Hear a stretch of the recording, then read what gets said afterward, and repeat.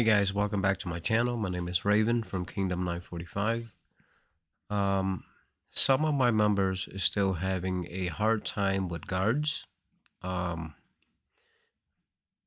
we don't have all the guards, okay? But you have to look at your own statistic and it would actually tell you or show you what guards to place in your wall.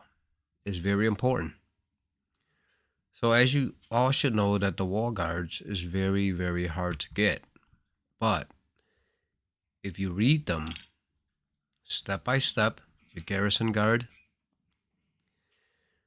So we start off with these two guards here. I mean, it's common. In every kingdom is common. You'll get these guards here, right? But if you go, these guards increase your troop damage is very, very low. Because these guards was released years ago. Reduce your troop damage received by 19. When I maxed it at 10, it's only 20, right? So all this will apply on your statistic, on your reports. And then when you go and look at your marching guards, just say I'm a distant marcher. So let's look at my two legendary, Mazera. Let's go over here. Increase your distant troop damage by 37. Reduce your troop damage received by 37. Guys, that's the best guards out there. Okay, it's her. That's your overall troop damage. Okay, I'm not talking about guard equipment. I'm not talking about troop gear. I'm talking about guards. So reduce your troop damage received by 35. Okay, now let's go to my reports. This is what I saved from Ultimate Alliance campaign. So I forgot to actually switch my guards. So when I forget to switch my guards, when I have my basic wall guards in here, this guy marched 1.5 million troops towards my castle, and he won the fight. Okay, now let's go to my wall guards, right? See, remember, my distant damage is high. It's high. I lose a lot because my distant guards, I lose the distant damage received. See this? This is big. Okay, that's what I lose. So just this right here, this is how I lost. You look at everything else as green, but this right here is big. So I switched right away. I know that he marched to my castle. He won right away, and in like less than 10 seconds, he sent another march. Now look at this. So I switch. Let's see here. Defend right here. I switch right away. See? It's my best cards. When I switch right away, now look. I lost 705,000. He lost his whole entire 1.6 million troops. Okay, now let's go here. Every little thing matters, guys. Especially when it comes to, like, you know, troop damage received. Now you look at my troop damage received is 350 now, and his is still 345 because he was like, oh man, I can burn him. Oh, I can burn her because my name is Raven on the game. So he launches March again. This is why wall guards is not that good. Wall guards, if you start them up pretty good, but you also have to realize the old guards and the new guards. So let's go here. Let's go read the actual wall guards, right? The garrison guard. Now, this was, remember, they came out years ago. Then they add a new wall guard. You gotta look. Okay, this is it's not a good wall guard. 11%, no.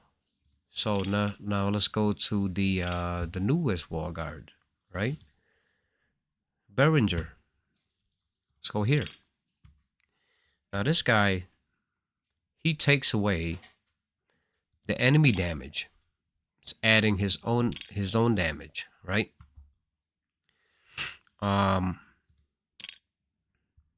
Everything here is always damaged out, but we can't get him. Remember, you have to spend thousands of dollars just to get him. He won't be available yet. He will be available like in the event, in one of the guards event, but it takes a long time, guys. That's why make sure you're not confused about wall guards and troop guards, because troop guards is always the best. You can garrison them. So in my castle right now, if I go to my wall guards, what is in my wall guard? I mean my wall. My best guards. You have to always look at your statistic, okay? What you send in a march, what your reports say. You can also have the same kind of report in your wall when someone hit you. It's because you have your two finest best guards defending your wall. So once I send her and her out of my castle, they won't be in the wall anymore if somebody hit me. That's why I have a backup plan. Now my backup plan is two of the best guards, right? Two of the best guards. And who is my two of the best guards? This is why I left them at 70 and 73. 70 and 73. The way GOG works is once your wall guards leave your wall, they will assign two best guards into your wall. So this is the reason why I left these at 60, 60, 60, 60, 60. Okay? They don't care if you star them up. GOG don't care if you star your guards up, right? That has nothing to do with the level they consider as the best guards. What GOG consider as the best guards is your level number, okay? This is why I left everything at 60. I left this at 70 and 73. When I go to Giselle, go to my Constellation, and I completed the first Constellation. I completed the second. Distant damage received. When you go to Gascon, distant damage received. I mean distant damage. So if I get hit when I send my best two guards out there from my castle, I still have real good stats with these guards here. You always have to look at your report. Okay, let's go back to reports. For instance, okay, just for instance, whatever is your best damage and damage received guards because of the Constellation, because of the guards equipment that is placed on your guards, you want them to garrison your wall. You want them to be in your wall. So it's always good to have multiple guards, because the damage on them, it still works the same way. It will still apply. So if I go to once they're out of my wall, when she's in there, increase your distant damage troop by 32.5%. Reduce your troop damage received by 35%. She is not the best. So if I go here to my reports again, and if I go and look here, remember, my two finest guards is 37% army damage. Army damage and army damage received is 37. But Giselle is only 35. So, I lose 4. It's not a problem. So even though if I lose 4, this will still tell me that it's 505%. And I still beat this guy. So even though my two best guards, Margaret and Mazera, is out of my castle, I still beat him. If he can try to hit my castle all he want, I still beat him. This is why you always have to have a backup backup guards. The wall guards is not that good. If you have the latest wall guards, yes, you can mix them. You can mix guards. It all depends on your reports, all depend on your damage. Say if I have, for instance, if I have like distant damage 509, carry damage 509. So can you have a mixed guard when you attack someone? Yes, because the damage for them is high. They don't have to combine, guys. You don't have to combine distance and distance. It's all about your reports, okay? Our kingdom is very new. So when you're a new kingdom, you can't get 5-6 stars on every guards. It's impossible. Even if you spend thousands of dollars right away, you might get to like three-star guards. The difference about a 3 or 4-star guard is when you have to look at your talent. So let's go here to talent. You got infantry up here, you got cavalry down here, and you got distant down here. So with her, with Margaret, okay, so when deployed in battle occurring in open field, meaning she's not in your castle, you just launch this into a resource tile or you hitting somebody's castle. As long as she's out in the march leading your troops, the distant damage dealt is 6%.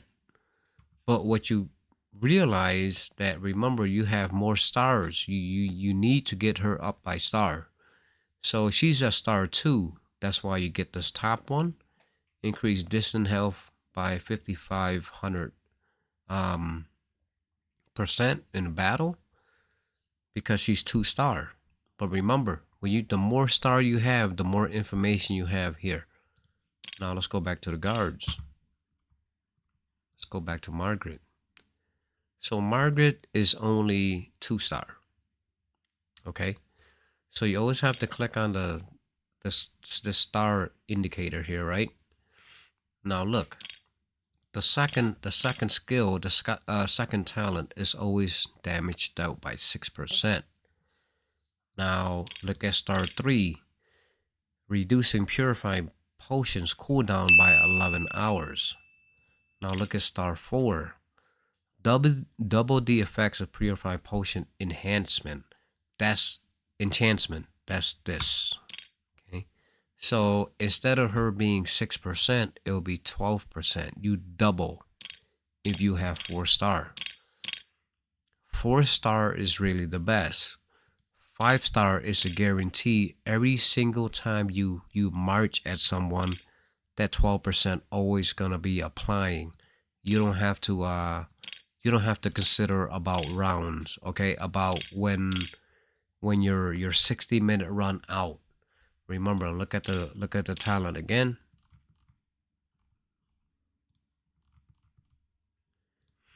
So remember, guys, like you have cooldowns, and what do you get after cooldowns? It go back to a basic statistic for guard skill. Okay, these are permanent. The top one is always the cooldown. You only can buffer up 5,500% within 60 minutes, and then, but they're good. They're real good. It's just a lot of thing with guards. You gotta understand guards, because if you choose the wrong guards, you're gonna die. And like I was trying to mention and tell my members, but you know, the translation in the game is so bad.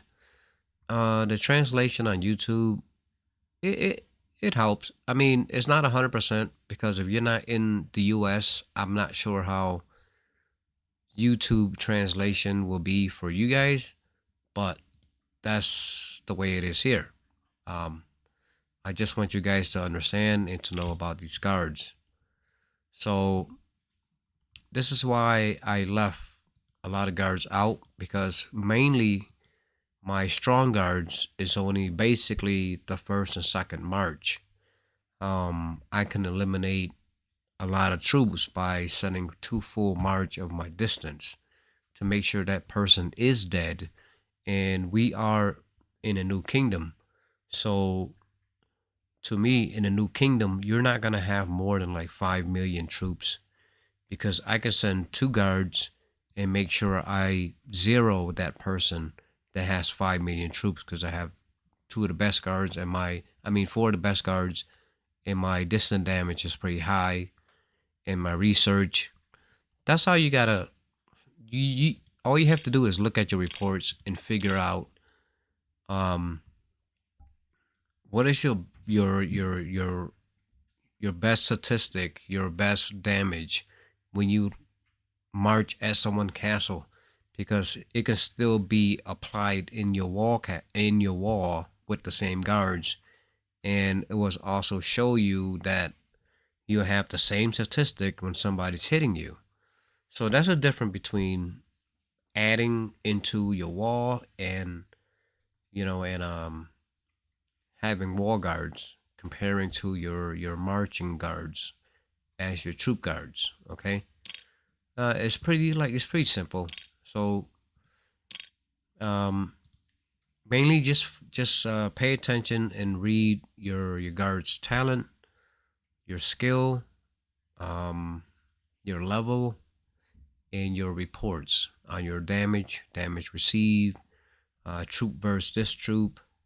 You know, 3 4 star constellation is the best, because if you have a distant guard, the third constellation when you finish is gonna say distant versus cavalry minus 10%, or plus 10%. You're taking 10% away from the enemy, or you're adding 10% on yours against the enemy.